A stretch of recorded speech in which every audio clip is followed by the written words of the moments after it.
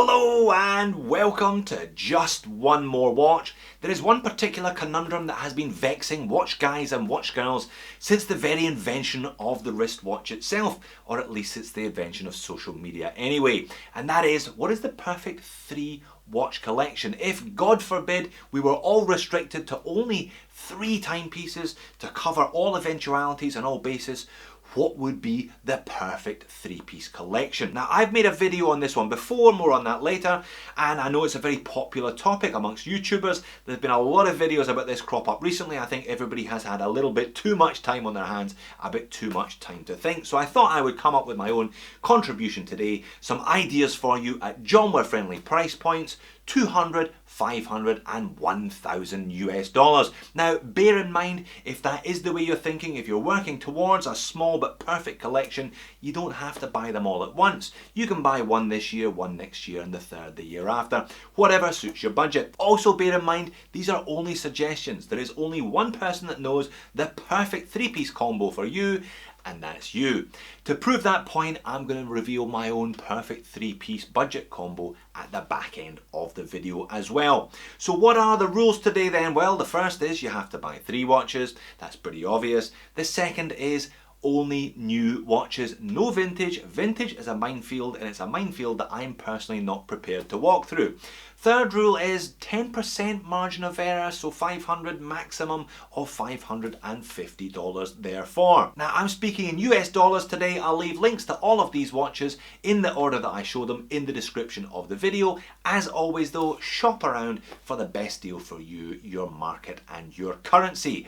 All right, let's get on with it. So what bases are we even trying to cover today then? Well, the way I've been thinking about it is 3 different watches for 3 different outfits. A shirt and tie watch, a jeans and t-shirt watch, and an overalls watch. If you see what I mean. I think if you've got a watch for each of those different scenarios, you've got a watch for pretty much all scenarios. My first choice at $200 is your shirt and tie watch. Super sensible, it's an Orient Bambino. Sensible, yes. Predictable, perhaps. But I think if you are limiting yourself to only 3 watches, then buying well is so important.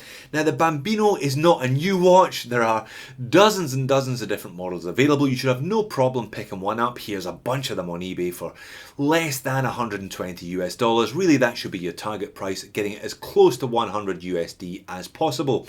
Now, if you're going to be wearing this one regularly, again, pick the colorway wisely. Given the variety on offer, that shouldn't be an issue. Also pick your strap colour wisely. 21mm strap width mean you're not going to be swapping them out all that often. I found this one, a Mark II, on Amazon for just over 100 white dial. Really, that's going to suit pretty much anything you throw at it. The Bambino's a watch you can dress up, you can dress down, you can wear it with jeans and t-shirt if you want to. It's also perfectly suitable to the office environment or for more formal occasions, black tie dinners and the like. No problem at all. Bear in mind there are a couple of different models that they've released over the years, 2 different sizes as well. The white one I recommended there was 40.5mm in diameter. The Mark IVs are bigger at 43mm in diameter. The one that I've got here, that lovely grey dial, sunburst and the suedette strap. Again, pick the model depending on your own personal preferences, your own wrist sizing, and the size of watch that you prefer. Domed mineral crystal, you get a great brand on your wrist. It's an in-house movement as well, applied indexes. It really is a very pretty watch, and one that as part of a small collection, I don't think you're going to tire of quickly. That's why I chose the Orient Bambino as your shirt and tie choice at $200. Next up, as my jeans and t-shirt watch, I know you're all screaming Casio. You're probably all screaming Casio MDV106, and you're right. But you're wrong at the same time. Everybody loves the Casio MDV106, aka the Duro, and hey, if it's good enough for Bill Gates, one of the world's richest men, it's probably good enough for you and I. You can pick these up all day long for around $50 on Amazon. If you like this, it's a nice clean design, 200-meter quartz. All of these selections feature at least one quartz watch, by the way, so you've got at least one watch that's always at the right time. But what if I said that you could pick up a Casio MDV on a stainless steel bracelet, Japanese model only, for only a few dollars extra. This one, the MDV100 D-1AJF, again typically catchy nomenclature from Casio. I didn't know this watch existed until a subscriber tipped me onto it a couple of weeks ago. I've got one on the way from Japan just as soon as this pesky pandemic is over with anyway. There's minimal information on this one on YouTube at the moment. There's one review in Russian, I think. You can find that one if you're keen, but it looks pretty good from where I'm standing, especially at that price, less than $60. It's on my selection today. And my third $200 option, I've already picked a Casio, didn't want to duplicate brands, Timex Ironman. If you've never owned a Timex Ironman, do yourself a favour and pick one of these up. Whole bunch of different colourways available, from sensible black to not quite so sensible multicoloured versions, all floating around the $30 US. Waterproof, duh, lap timers, integrated bracelets, super comfortable, unobtrusive as well. Perfect gym or exercise watch, these Ironmen. They won't get in the way, and they're really surprisingly robust. I know a number of soldiers, SEALs, Marines, etc. wear these rather than G-Shocks because they're just a little bit more discreet on wrist. For less than 30, a great way to round out the $200 collection, I think. Moving on to $500 US. Big change in price here, but that really does open up the options for you. And like I said, if you're buying these gradually, I think you can build a hell of a collection for less than $500 US. My first choice, your suit and tie watch, is the Tissot PR100 Powermatic 80. Do I actually need to add anything else? It's a Tissot, Swiss made on the dial, part of the Swatch Group, fabulously strong brand with a rich history. It's got an automatic movement at the back of it with an 80-hour power reserve, $240 US. Now, I have previously reviewed a COSC certified one on a stainless steel bracelet. That one was $299, lovely case finishing there. Again, it's slightly sensible, but if this is going to be your Monday to Friday watch, sensible is a good thing. Sapphire crystal, bit of lume, applied indices, no real weak spots on this watch at all. 80-hour power reserve. Now, if this is your Monday to Friday watch and you take it off on a Friday afternoon, you put it back on a Monday morning without having to set the time. Mind blown. Next up, the jeans and t-shirt watch, if you will. It doesn't get much better for $200 dive watches at the moment. It's the Orient Kamasu. Yeah, so the Komatsu's quickly becoming a bit of a YouTube fave, a bit of a channel fave here, and filling the gap vacated by the SKX, and that's no bad thing. I think you get more for your money than you ever did with the Seiko, including a bunch of different colourways. Burgundy dial, there's a blue dial, there's a green one. You should be not paying more than $230 for any of those. The black dial on Joma there was $200.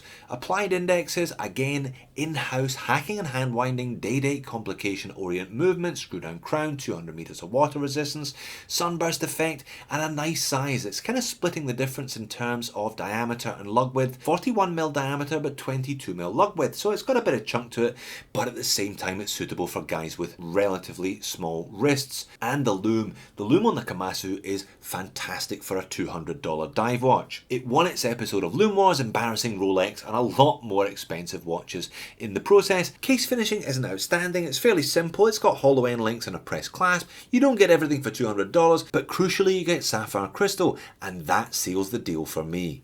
And finally, for yard work, gym work or car work, it is the ultimate beater watch, the Casio DW5600.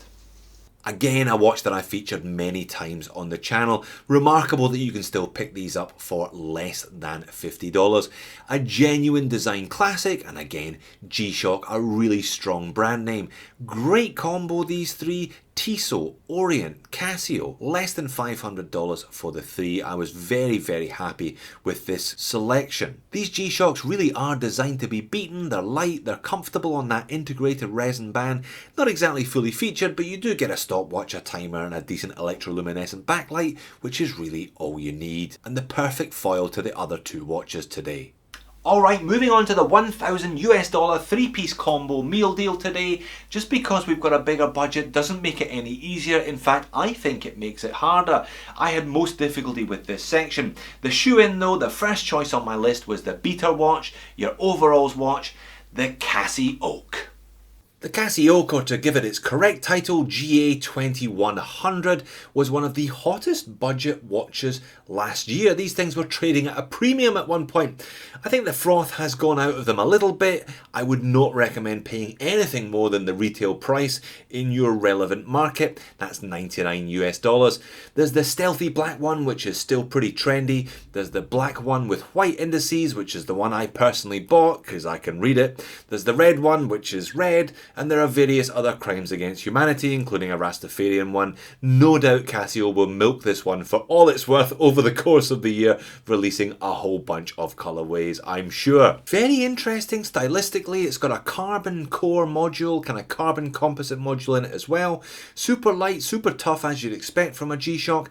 Ani-Digi, loads of features in here, perhaps not quite as easy to use as one of the straightforward digital modules. And it's slightly bigger than the squares at 45, but it's very light because of that carbon composite core, and it wears well because it's thin. I think it's a pretty good looking watch, all things considered, and that octagonal angular Gerald Genta inspired design is really hot right now. Everybody seems to be jumping on this angular bandwagon. So for my $1,000 collection suggestion, the CasiOak was the shoe-in. Next up, it's your shirt and tie watch, and a watch that is that close to being a fantastic one watch collection in its own right, the Hamilton Khaki King. I'm a big fan of the Hamilton Khaki King, not least of which because you can buy them for $379 US. Fabulous American brand, which is now part of the Swatch Group, and as a consequence has Swiss made on the dial, which is no bad thing. Like I said, this is almost a one watch collection in its own right. There's only a couple of flies in the ointment here, but if this is going to be your dressy Monday to Friday watch, I think there's enough bling in here. Obviously it's a field watch, but there's just enough bling that you can get away with wearing this one as a dress watch. High polished bezel there for a start, lovely domed sapphire crystal, no anti-reflective coating and only 50 meters of water resistance, dent its all-round versatility, but it's a fantastic Monday to Friday watch. Day-date complication on the dial as well, a bit of lume, and the same 80-hour power reserve movement as featured in the Tissot previously. A very, very strong offering by Hamilton, and one which is deservedly regarded as a bit of a classic. And finally, the most expensive part of my $1,000 three-piece combo. I've gone slightly left of centre here with a watch from a brand that's getting a lot of love these days, the Yema Navygraf. Now, I really am going to push the plus 10% margin of error on this one. Just under 700 USD here. There's a 15% sale off at the moment. However, I'd be going for the one on the bracelet. So we're right on that 1100 USD once you add those other two watches in. But I reckon this Navygraf is well worth it. It's got the right looks, it's got the right spec, and I think it's a really interesting brand as well. Yema have been making watches for 70 years, but like I said, they're having a bit of an Indian summer at the moment, a real resurgence of interest, not least of which because they have their own in-house movement. Now, I talked about that with the Orient, Seiko, massive companies, they make their own movements. It's very rare for a smaller independent company like Yema to manufacture their own movement, but they do. Now, this footage is from my mate Ivan over at Perth Watch. He had one of these in for review and he highly rated it. If you're not already a subscriber of Ivan's channel, you really should be. I'll leave a link to his channel in the description of the video, and I'll link to this review in the top corner of the screen. Sapphire bezel insert, sapphire crystal obviously. I think a really interesting colourway as well there. H-link bracelet, diver's extension. It looks well finished, it looks well made. I'm really hoping to get my hands on one of these Navygrafs before the end of 2020 and put it through its paces, but I reckon it looks bang on for the cash and makes a nice combination with the Hamilton and the Casio. Okay, enough of the fantasy price list. I have great fun assembling these lists, compiling them and spending money that I don't have. But what if I really was spending my own money? Indeed, what of the money that I have spent on watches? If I had to restrict myself to a three-piece combo for 1000 USD or less, what would it be? Well, I'm going to start with a watch that I'm wearing right now, the Seiko SARB. So it's Jody's Choice, and Jody's Choice is to cheat. just a little bit. Now you can still buy the Seiko SARB. It has been discontinued, but the black dial 033 versions are getting really prohibitively expensive. I bought mine for 400 USD. I've heard stories, people leave me comments saying, hey Jody, they popped up on Amazon for 400 last weekend. If you can find one for 400, I would recommend you buy it. If you can't find a black dial, I would comfortably live with the cream dial, the 035, still available on Amazon for 400 USD. And it's a watch that has received an inordinate amount of wrist time while it's been in my possession over the last 18 months. I've sold much more expensive watches, but I've kept the SARB in my collection, which I think speaks volumes. And you can tinker with them a little bit. You can update the sapphire to domed if you so choose, and there are plenty of aftermarket bracelet options available. Here is my SARB as it currently sits today on an Uncle Seiko Jubilee, and I haven't taken it off since I put that Jubilee on it. People refer to the SARB as the poor man's Datejust, or perhaps the thinking man's Datejust, even more so when it's on a Jubilee. It is just so comfortable. Sapphire crystal, bit of lume there, decent 50-hour power reserve Seiko movement. It ticks a lot of boxes for me. I love it, but they're becoming unaffordable, unfortunately. Jody's choice number 2 is not going to shock any of you. It's another Casio, it's another square G-Shock, very specifically the DW5600E. In fact, I wasn't specific enough. It was the 5600E-1JF, essentially a solar version of the classic square. In Australia, we don't have the atomic clock, so there's no point in me having one of those. Bluetooth, likewise, I find a bit of a gimmick on these ones, but we've got plenty of sunshine, so I picked up one of these solar G-Shocks about 6 months ago, with the intention that this would really be my lifelong beater. Now you can see here from the footage it's not quite as clear. The definition on the display isn't quite as clear because there's a kind of solar module behind that, solar cell absorbing power from the sun, but the numerals are a little bit larger. I think that's a reasonable trade-off, and you buy one, that's you for life. $99 plus $400 for the SARB, that means I've got 500 left. Okay, to round out my personal trinity, I've got the super sensible SARB for everyday Monday to Friday wear. I've got that perfect G-Shock for me, the solar powered 5600E. I need a diver to finish the combo. I need something a little bit retro and quirky. It's the Direnzo DRZ03. Big fan of Direnzo as a brand. Some micros pump out new models every 2 months. Direnzo seem to go at a much slower pace, one new model every year roughly, and they seem to be developing a look all to themselves. I reviewed the DRZ03 before it went on Kickstarter earlier on this year. Did very well for itself. I think they sold 500 units or thereabouts. They were $4.99 on Kickstarter. If you picked up one of these for 500 bucks, I think you did very well indeed. I'm really looking forward to mine arriving in Sydney in September. Now I've got the black dial SARB 033. I would counter that one with a red dial, a blood red dial Direnzo. I think that's a fantastic looking watch. You don't get a lot of red dial divers, but I've managed to show you 2 today. If I picked up the cream dialed 035 like I just showed you, I'd be matching that one in my 3-piece combo with this Direnzo, the darker retro style dial. I think nice to have a bit of variety in your collection and not just everything the same colour. So a bit of a pattern developing over all of these combos. Casio clearly featuring heavily as the kind of beater style watch. They're fantastic. There really isn't anything else that can touch them at the price. And either a Japanese diver, a bit of Swiss made, French diver, Swiss made. Nice to kind of have a couple of watches that do slightly different things. That's very much the point of finding a collection that works for you and keeps you entertained and satisfied long term. So there you have it, proving once again you don't have to spend a fortune to get a great watch on your wrist. You don't have to spend a fortune to get a great 3-piece collection. I think some really good choices there today, but then I would think that because it's my video. I went pretty mainstream today, not too many from left of field. I think if you're only going to limit yourself to 3 watches, then really good, solid, sensible choices that are going to last you for a long time are the order of the day here. I was particularly impressed with the $500 US category myself. That Orient Kamasu, the Tissot PR100, Powermatic 80, chuck in a G-Shock and you have got an awesome 3-piece collection that genuinely does everything for less than 500 bucks. Don't forget, leave me your own suggestions, leave me your perfect three-piece combos. I look forward to reading all your comments. Thanks for watching, I will see you soon.